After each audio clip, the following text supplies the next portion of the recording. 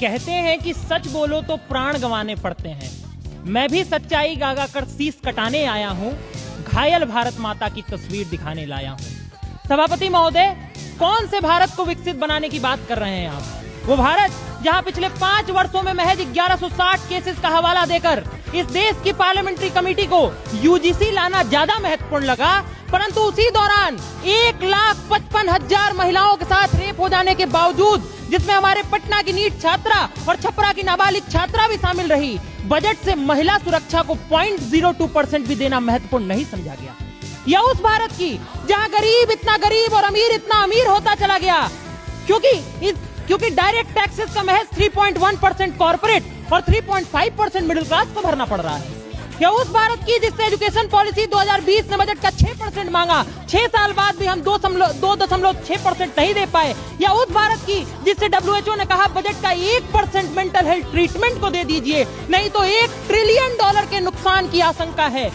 13,892 students के पिछले साल आत्महत्या कर लेने के बावजूद 0.0009% से ज्यादा देना महत्वपूर्ण नहीं समझा गया।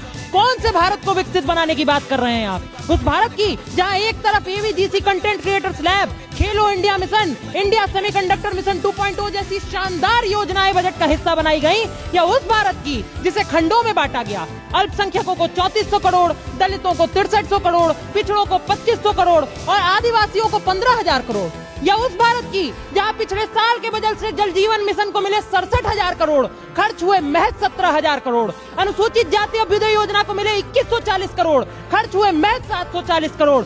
और 20% सांसदों ने तो अपना भारत इतना विकसित कर लिया कि अपनी सांसद निधि का 1 रुपया भी खर्च नहीं कर पाए। इतना भी विकसित भारत नहीं बनाना था महोदय।